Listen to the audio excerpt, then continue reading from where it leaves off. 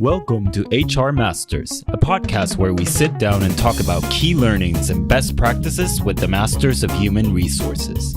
Find us through Spotify, Apple Podcasts, Google Podcasts, and other platforms. Now sit back and get ready to get your masters in HR with our host, Jordi Romero. Welcome to HR Masters. Today, we're very happy to have Alison Eastaway. How are you, Alison? I'm well, thanks. How are you, Jordi? Very, very good. Thanks for joining us. Alison is heading talent at Sqreen. Alison and I met at an event because we have a shared investor, Point Nine Capital. It was great to meet you. We had a lot of chats about, our HR challenges and startup challenges in general. And today we would like to hear your learnings and your story, especially around the fact that your company was started in Paris and now expanded their office and their presence into the US in San Francisco. So we would like to discuss a little bit about those challenges. But first of all, tell us, where do you come from, Alison? Sure. So my accent's a little bit messed up these days, but I am originally from Sydney, Australia. I moved to Paris around about 7 years ago and never intended to work in HR, given how different it is from Australia to France. You probably couldn't find two more different countries, but ended up back in the industry a little bit by accident, and a happy accident at that, because the startup scene in Paris is really exciting, and that's where I've landed today with Sqreen. Good. So you said you didn't plan to end up doing HR in Paris, but what did you do before? Yeah, absolutely. So I started out my HR career in Sydney working in oil and gas, which is actually not dissimilar to the tech industry in terms of lack of diversity, in terms of all the different career paths that people can have, from retail to drilling. So it was actually a really good setup for me for entering the tech industry. But I originally moved to Paris, like I think a lot of English speakers do, with a sort of a dream and a couple of pairs of shoes, intending to write books for a living. Right? I guess, yeah.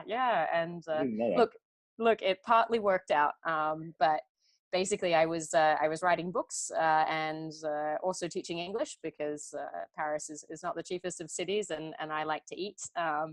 And basically ended up teaching English to a lot of professionals in different businesses around France. So everything from fashion houses like Chanel to the Energy Authority, which is a very old school sort of French industry. And I ended up actually working in a French digital company teaching their financial controller English. And a little bit tongue-in-cheek, as English speakers are wont to do, I did a few calculations for him in his English lesson. And I said, listen, you're spending this much on an external agency. I'm taking home this much. What about we meet in the middle? And actually negotiated my way into a full-time job inside a French company teaching English. Okay. Now, it's very easy with retrospect to make a really clear narrative out of all the choices you make. At the time, I was just thinking, great opportunity. But I actually landed in their HR team as a trainer. And so I would sit with this French team, hear them talking about their recruitment objectives for the year. And I'd sort of pipe up and say, hey, if you're doing 100 recruitments this year, have you thought about getting an applicant tracking system? If you're having trouble with learning and development, have you thought about peer-based training instead of all external? And over time, they got a little bit annoyed with the Australian English teacher telling them what to do. And they said, listen, Alison, why don't you just, do it and come back into the profession? So that's sort of how I ended up back in the industry. Wow. And I'm happy I did. Okay, so tell us a little bit more about Sqreen. What does the company do, and a little bit, how is it set up? How many people do you have? Also, you already said you have office in the US and also in Europe. So tell us more about the company. Yeah, absolutely. So basically, Sqreen, what we're doing is we're securing web applications. Basically, traditional security is very old-fashioned, very black box, mysterious. You don't know what's happening. And traditional security vendors want to keep things that way, of course. That's the value proposition. You sell fear, and that's a very compelling, positioning. Sqreen is not in the business of selling fear. And so basically what we try to do is to democratize security and to open it up for internal teams. So that could be developers in startups or small to medium businesses which don't yet have dedicated security teams, or it could be security specialists who also get value out of using our product and protecting their web applications in real time. Today, there's 40 of us in the team, 30 based out of Paris, which is our product engineering organization, and then 10 based in San Francisco, which is our sales and marketing teams. It's pretty interesting actually having, so French culture is very strong and very different to American culture, I guess you could put it that way. And I guess a lot of people ask us how we go about melding both French and American culture, but more specifically a product engineering culture with a sales culture. And there's a big temptation. It's like everything is upside down, right? Developers versus salespeople, French people versus American people. Time zone, completely upside down. Exactly, 9 hours of time difference. It could be a recipe for disaster. So how's it going?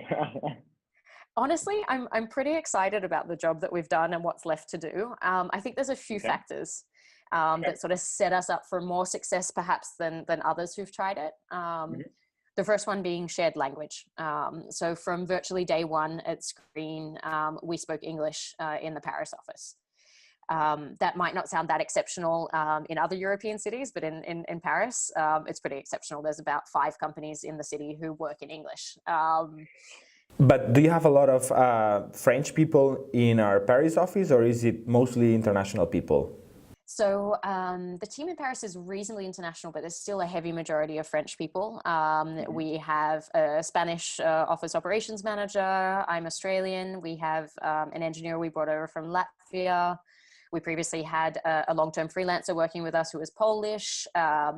We have somebody who's based in Portugal. And I guess enough internationalism, I guess crucially from day one, from people who didn't speak French. I was going to say, so day one, there was already somebody who didn't speak French in the company? So it was interesting. If you go back sort of to the very early days, so 2 co-founders, both French, Pierre and Jean-Baptiste, but who had worked for 6 and 10 years respectively at Apple. So between Paris and Cupertino, so who already had that very international working in English mindset.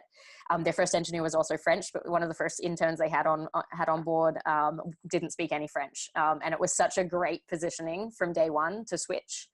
And then to just never switch back. So the majority of the team, even if they're not French, do speak French. So there's a possibility to slip into French and only translate for the 1 or 2 who don't speak it. But that's definitely not the case. If you hear French in the office, you'll have sort of 5 people who immediately say English, please. And it's a very sort of self-fulfilling system, I find. Okay. Sorry for the background noise. Something just started going on here. So you mentioned also like sales and engineering being in the different offices. Tell us a little bit more. What's the communication between these 2 teams? Like, what are they mostly independent? Do they collaborate every day? What's the level of interconnectivity between US and Paris? So I guess there's crucial parts to the way we organize given where we came from. So originally our very first salesperson was sitting in the office with the engineers in Paris, and then we moved him over to San Francisco and then built the team out over there. And I think that's been quite key to our success. What it meant was the San Francisco office was started with seeds from people who knew the rest of the company. And I think that's key. You can hire the best people ever in a new location, but if they haven't spent some time absorbing the DNA of the company, it can be hard to get things right. That said, basically today, it's essential that we're building something that our customers actually want and need. And it's also essential that we're building something that can be sold, and that we're, inversely not selling something that the engineers will then tell you it's not possible. The classic conflicts.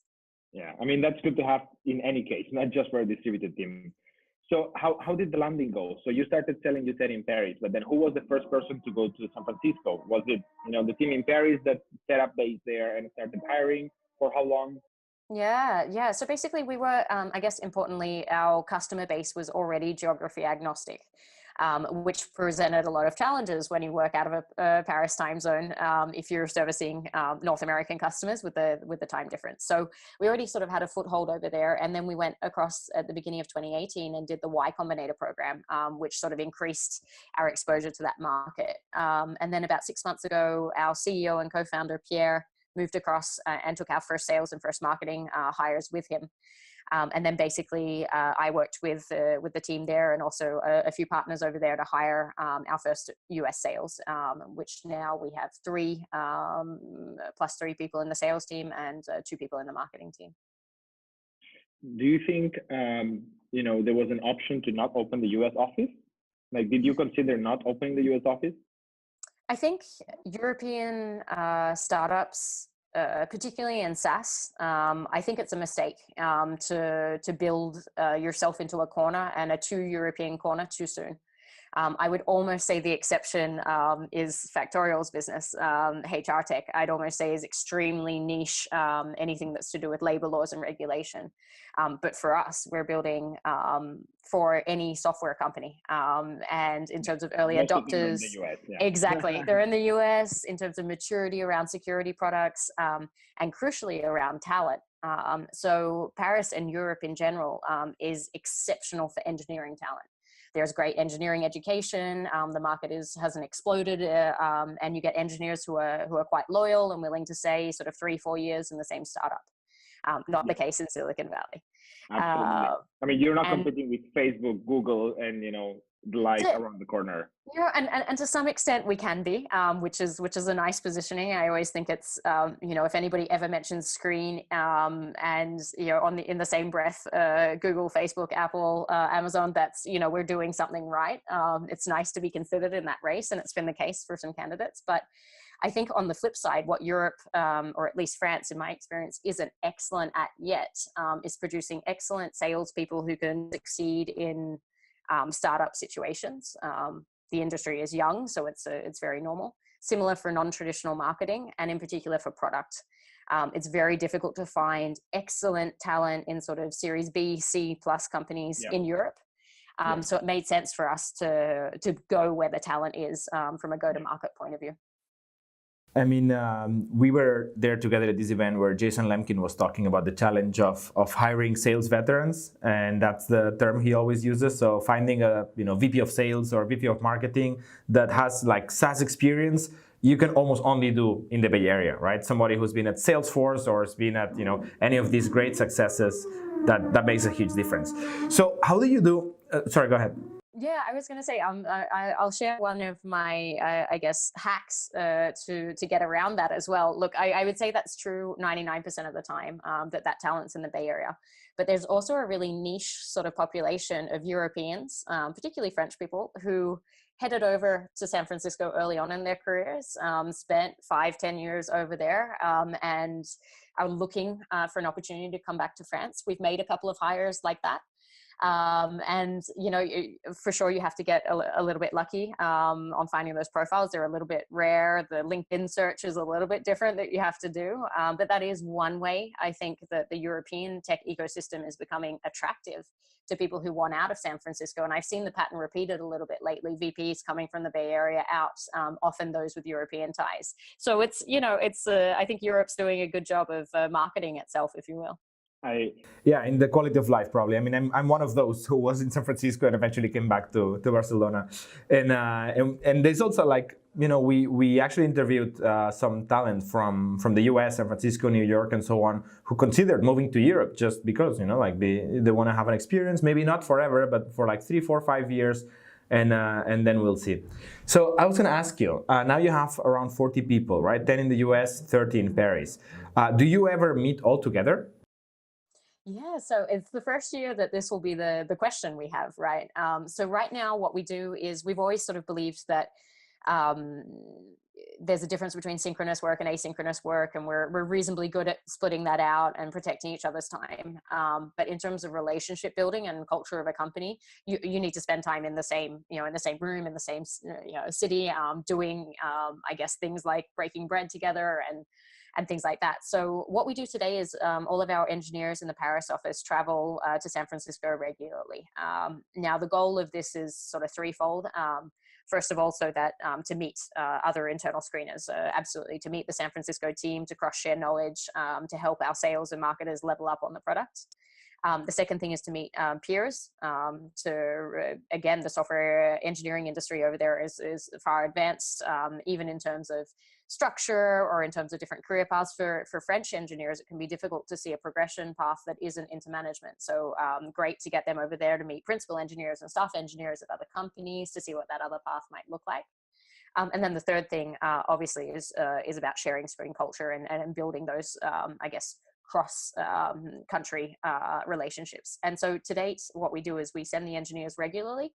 And then we also have an onboarding trip in the first 3 to 4 months for our San Francisco employees where they spend time in Paris, which is not too much of a hard sell for Americans usually to come over and spend some time with us. But as for getting everyone together, that will be the question of this year of where makes the most sense.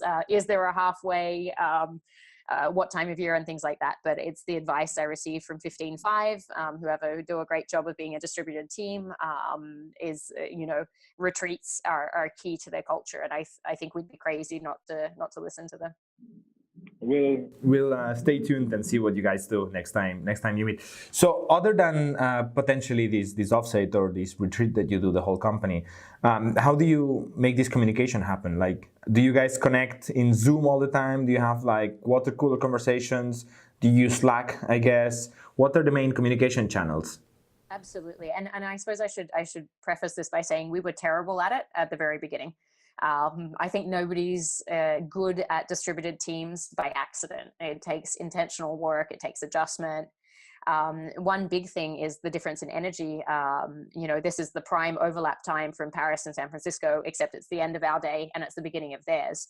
So you automatically have this disconnect. And we found the first meetings we were having, there'd be sort of disagreements that arose just out of difference in energy and mindset. And the solution to that is just awareness and a little bit more gentleness about ourselves and when we organize things.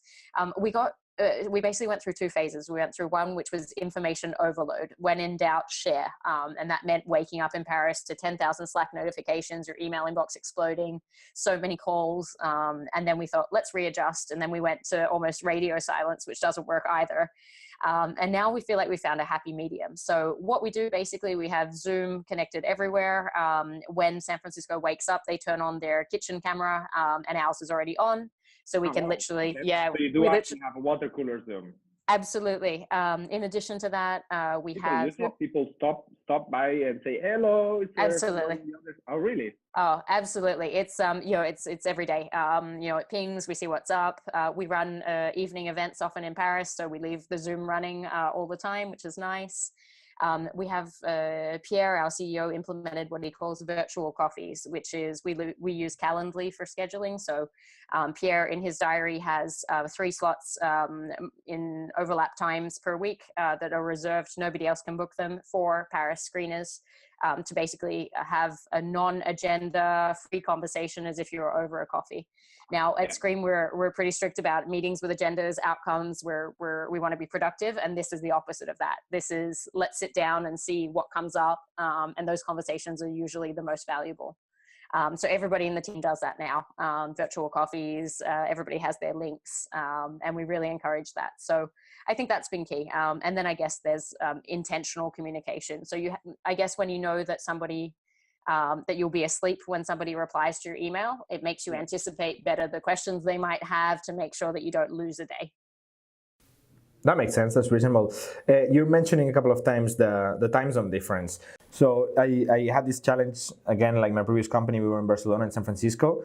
And we actually saw that naturally nobody had an HR policy, but people in the US were starting to work like quite early, like 7 a.m., sometimes even sooner than that, probably from home the first 1 or 2 hours.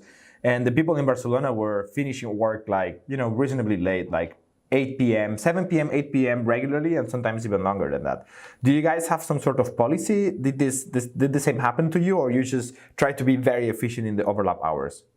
So I think, at Sqreen, we've always favored philosophy over policy. So what interests us is that the work gets done and we don't really mind from where, at what time. And more importantly, we're building for the long term. So we want your life to be better for having worked at Sqreen and not the opposite, which is easy to say but difficult in high growth startups. If I take the example of my role, I was hiring for sales representatives in San Francisco from Paris. It would be sort of Friday evening in Paris, looking to close out the week, saying, we didn't make any hires this week, and then kind of saying, well, you know what, I've still got 7 hours in San Francisco. And often we'd get out a last offer late on a Friday night that was accepted and made the week. But that wasn't me sitting at the office for 6 hours doing it. That was me living my life, and then jumping on a quick 15-minute call at the end of the day to basically achieve something I wanted to do. So we sort of take this very much give and take approach to things. Another example, when we hired our operations manager in San Francisco, our Paris operations manager needed to onboard her virtually full time for a week.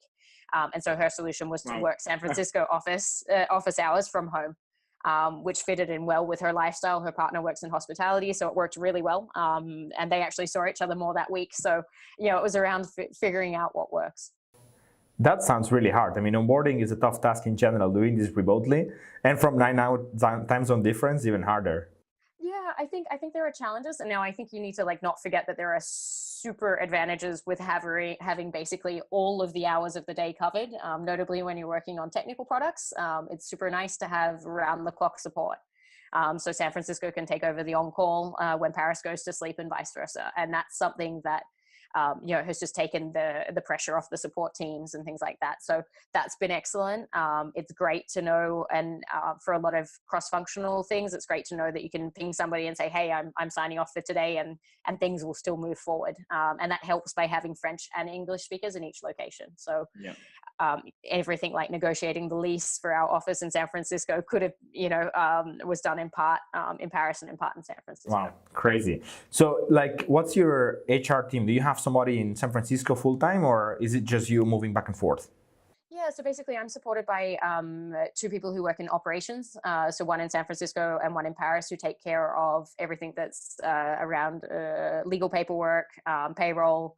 They also do a bunch of things related to finance and office operations. So that's nice for something's wrong in the minute I need some advice. There's always somebody on the ground. From a recruitment, talent development, policy point of view, just me for the moment. I'm currently looking for someone to join me in Paris. And then basically we'll look also for somebody who's excellent at sales recruiting in the Bay Area, because that's where we'll be expanding. So coming soon. Okay. Hopefully somebody listening to this podcast maybe can apply to your website. Okay, good. So one last question, Alison. From your experience, is there something you wish you had learned before, or that if you were, back to your younger age, you would have, paid more attention to, related to HR, of course? Oh, it's a good question. There's, I always say there's a lot of lessons in HR and when dealing with people that you learn them and they're so painful that you never do them again. And one that people often cite is around knowing when to let people go and when to hold on. I think the advice I always give is that our careers are very long, and the world of startups, the world of tech is very small. And so operating with a longer term perspective on almost everything will pay off. And if that's about investing in people, if that's about encouraging more time off so that we can keep people for longer, I think one thing Sqreen has taught me is that you really do get out what you put in, and the investment we make in the team as individuals, and the more we view people and help their growth as an entire person, the more Sqreen benefits, even if it seems indirect.